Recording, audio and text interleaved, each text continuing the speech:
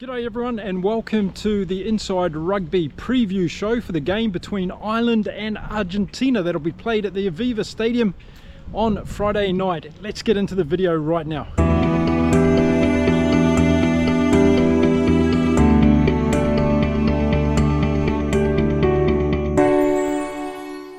G'day everyone, welcome back to the show. If you haven't been here before, my name is Mark. I'm a retired Kiwi bloke. I'm a huge rugby fan and I'm living here in beautiful Cancun in Mexico.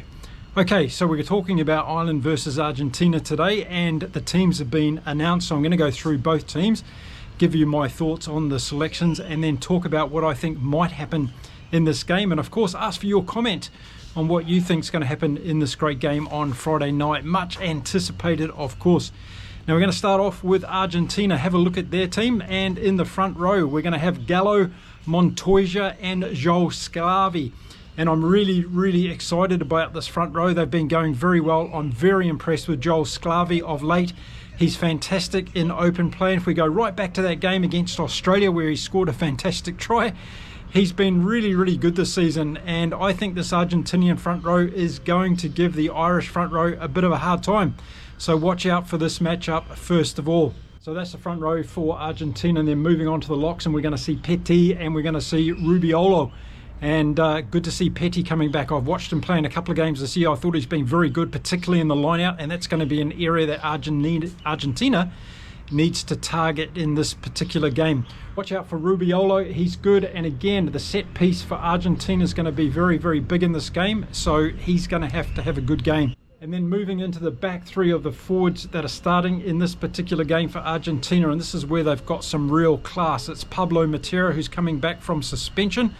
It's Juan Martin Gonzalez, who's going to be the other Lucy. And at the back we've got Oviedo, and as one of you pointed out in the comments of my previous video about Argentina, Oviedo has been playing very well of late, and he's someone that's really taken his game to another level in that number 8 jersey for Argentina. Remember, we used to see Martin Gonzalez in that number 8. He's been shifted around. We've got Creamer not in this team at the moment for Argentina, but I think this is one of the best back threes in the autumn series this year. Watch out how they go up against Ireland. This is going to be an intriguing battle. Make no two bones about it. Then let's have a look at the backs for Argentina that'll start this game. Only one change from what we saw against Italy last weekend.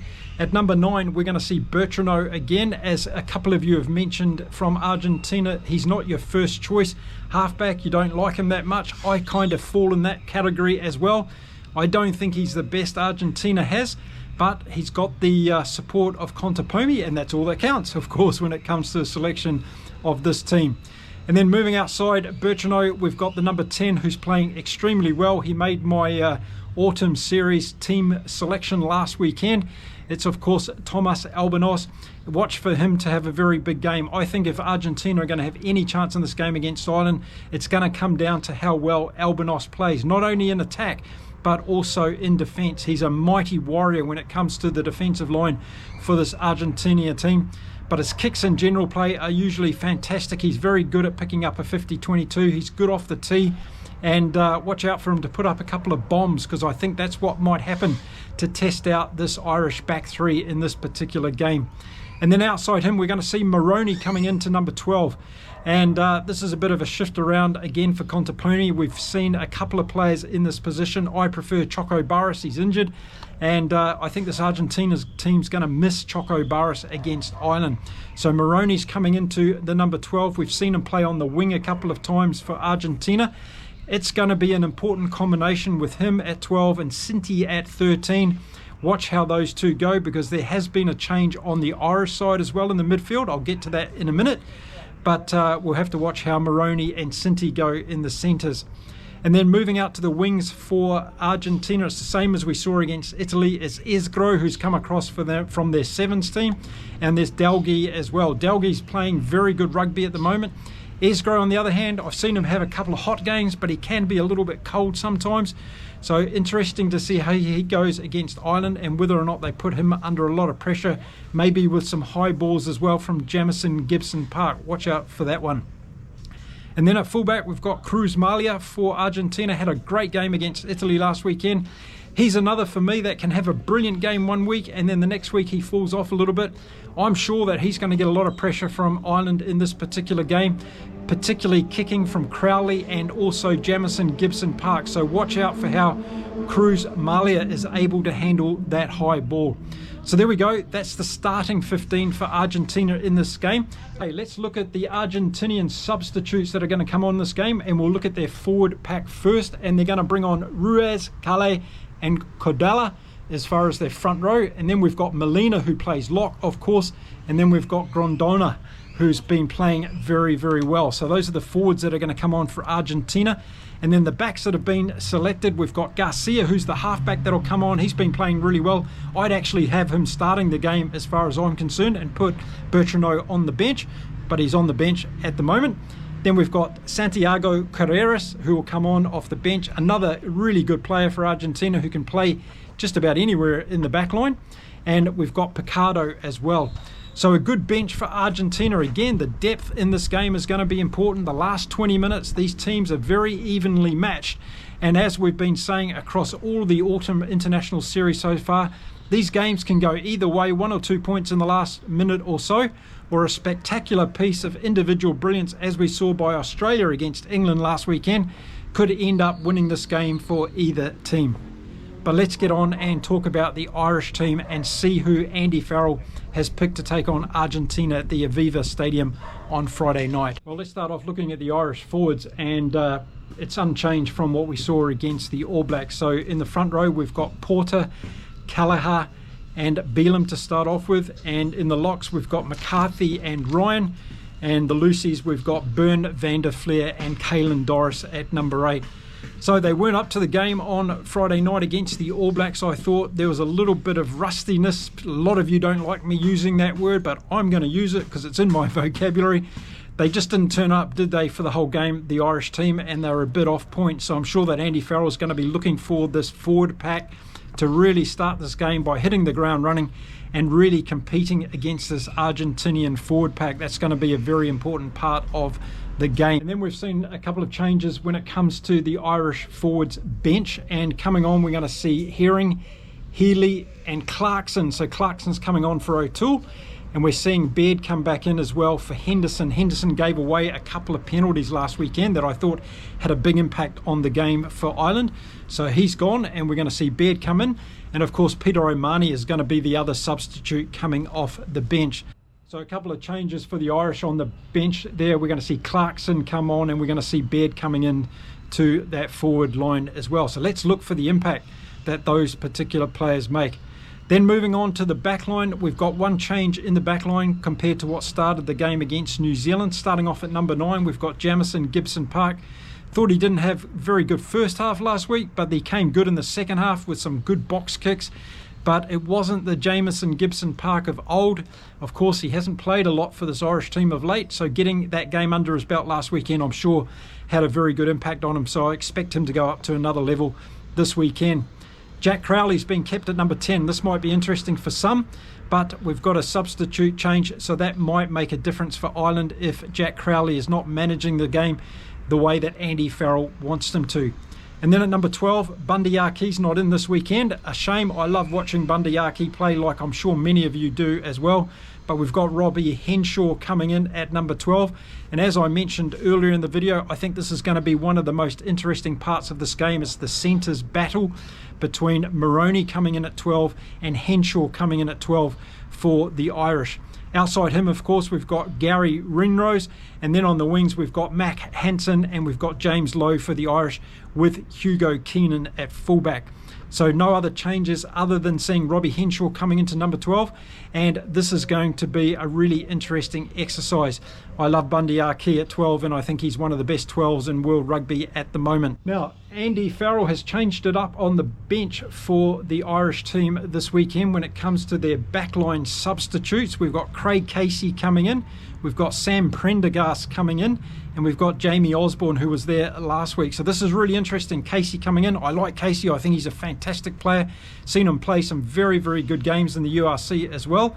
And Sam Prendergast, well, a lot of you are saying that he's the next best thing for Ireland in the number 10 jersey. And I'm sure if we're not seeing it from Jack Crowley throughout the beginning of this game, I'm sure Andy Farrell is going to pull the ripcord and bring Sam Prendergast on to see what he can do against this Argentinian team. So there we go, only a few changes throughout this Irish team compared to the team that played against the All Blacks next weekend. But one major difference that's going to have to happen for this Irish team, they're going to have to come out of that tunnel at the Aviva Stadium, sing their national anthem, and then hit the ground running, because Argentina are going to take no prisoners in this game. Okay, so how do I see this one going? Well, I've been saying all year that I've been very impressed with this Argentinian team. I've been talking about their consistency. So we saw a great game against Italy last weekend where they scored over 50 points. They're going to have to back that up again now, and that's the one thing that I've really been looking for. I had predicted that this Argentinian team would be in the top 5 of World Rugby by the end of this year. They've already done that. If they win against Ireland this week, they could go up as high as number 3 in the world, and that would be a fantastic achievement for everybody involved in this Argentinian Los Pumas rugby team. And I'm looking forward to them giving Ireland a really, really tough game. But again, the test for me is whether they can back up that good game against Italy, where they did fall off at different times. They were a little bit scrappy in different plays. They're not going to be able to afford to do that in this game against Ireland. So that's one of the areas they're going to have to be really on it. Mentally and emotionally, they're going to have to stay in this game for 80 minutes. We've seen when they fall off games like they did against New Zealand and Australia, it ended up costing those games dearly, and the opposition started putting a lot of points on them. And that's one thing that this Argentinian team has slightly improved over the year. Now, if you look at this particular chart, you'll see they've had some good wins against all the top teams in World Rugby this year. They kicked it off with a win over France. Then they had that great win against New Zealand. They had that crushing defeat against Australia. They had that 1-point win over the Springboks at home, which was massive. And they had that great victory against Italy last weekend. So there's now no doubt about it. This Argentinian's trajectory in World Rugby is going up. They've beaten the best teams. They've got that self-belief. And now they have to back it up and see if they can do it week in, week out. That's the one thing that's missing for me from this Argentinian team. If they're able to do that, well, in the next couple of years, heading up to the Rugby World Cup in Australia, I think this Argentinian team can become one of the top contenders for that Rugby World Cup. There's no reason why they can't. Contaponi is building depth in this team, and that's a great thing to see as well. They've got a superstar in Thomas Albanos at number 10, and as long as he stays on the field, then they're going to be in a really, really good position. Now, I say it in all my videos, but discipline is going to be huge in this game, particularly for Argentina. They've been doing much better in recent games, but if they did get a yellow card or worse in this game, it's going to cost them dearly. They've got to keep all their players on the field. So I'm sure Contaponi is going to focus on this in the pre-game talk, making sure that they don't do any silly mistakes and to keep the penalty count down low. If Ireland get on a roll and put multiple phases together, get close to the Argentina line, they could draw out a problem from Argentina that ends up seeing them get a yellow card, and that's something they need to avoid in this game. So watch for how Argentina handles the pressure of multiple phases of play from Ireland in this game. I think that's going to be a very important aspect. And then kicking. Let's look at general kicking in play. Of course, the box kick is becoming more strategic now in the game under the new rules. We're seeing contestables put up, and I would expect to see Jamison, Gibson, Part and Bertranou testing out the back defences of both teams in this particular game under the high ball. I think Malia can be a little bit vulnerable under the high ball for Argentina, so watch for Crowley and also Jamison, Gibson, Park trying to put him under pressure. On the other side, I think Hugo Keenan's very good under the high ball and he can counter-attack very well. So Argentina need to be careful, and I think if Thomas Albanos puts up any high kicks, it needs to go to the wings of Ireland. James Lowe and also Mac Hansen can be perhaps a little bit vulnerable under the high ball. So let's see how that goes for Argentina, but let's watch for kicking in general play. I think this is going to be a very important part of the game. I wasn't that impressed with Jack Crowley last weekend against the All Blacks. He's going to have to up his game. Or as I said, we might see Sam Prendergast coming on quite early in this game for Ireland. Now, intensity is going to be important, and as I've spoken, Ireland didn't turn up to that game against the All Blacks last weekend, but I think after having that run against the All Blacks, they're going to be much better for it. And more importantly, they're going to be super hungry to get out there and show everybody at the Aviva Stadium this weekend that they're back to their very best. So expect the intensity from Ireland to be very, very high. However, we've seen from Argentina, they're very good when it comes to patience recently in their game, and that's an area I've been very impressed with. So even if Ireland come out firing in the first 20 minutes, Argentina are not going to be beaten in this game. They will come back. They will put pressure on. So if it's a close game at half-time, expect Argentina to end this game very well. I don't see them dropping off. I think they've got a good bench and they've got a good bunch of forwards that can go very, very deep in this game. And again, with Thomas Albanos at number 10, I think he can control the game for Argentina. The thing I'm most concerned about with Argentina is them just having those emotional moments of lapses where Ireland can get a roll on, probably score a couple of quick tries, and that could put Argentina under pressure on the scoreboard. And I see that as a potential area of weakness so far for this Argentinian team. When they're behind on the scoreboard and they've got to chase a team down, they can be a little bit vulnerable. However, we did see in New Zealand, in Wellington, in that first test match against the All Blacks, how they came back in the second half and they really put a lot of pressure on the All Blacks and they ended up outscoring them on the scoreboard to win that game. They also did very well against the All Blacks in that second game in the second half, despite the All Blacks already blowing out the game in the first half. Argentina got their game plan back into place for that second half, and in the last 20 minutes they came home stronger in that game. So I think this is now a weapon that Argentina uses. They're a lot more patient than they used to be in second halves of this game. So Ireland need to make sure they keep the scoreboard ticking over, and it's going to be interesting to see whether they take opportunities for penalties to take kicks at goal, or whether they put the ball in touch and try and do a set piece play where they end up scoring tries. That's going to be an area of this game to really watch as well.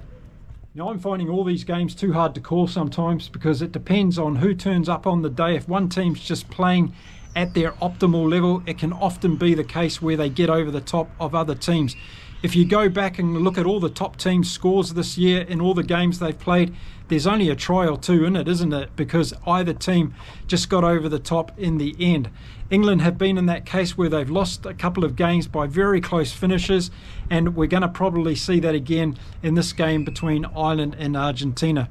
So depending on who turns up and plays, if we see an Argentina team that's really fired up and they're close to Ireland at half-time, they've got a really good chance of winning this game. If Ireland, on the other hand, come out in the first 20 minutes and start to dominate and start to get that roll on where they can score a couple of tries, they're going to be very, very hard to beat at the Aviva Stadium. But I think this one could go down to the wire again. I'm looking at the last 20 minutes again being very pivotal in this game, and it could go really either way. So yes, I'm going to sit on the fence on this one and leave it up to you to tell me in the comments who you think's going to win this one on Friday night. There you go, there's my thoughts on this game on Friday night. I think it's going to be a cracker. Let's hope rugby is the winner again, and that the 50-odd thousand people that pump into Aviva Stadium give us a great atmosphere for both teams in this game as well. And I've got to say, the Irish have been fantastic when it comes to supporting the opposition, being fair and respectful throughout the games that I've seen at the Aviva Stadium this year. So let's hope that continues this weekend.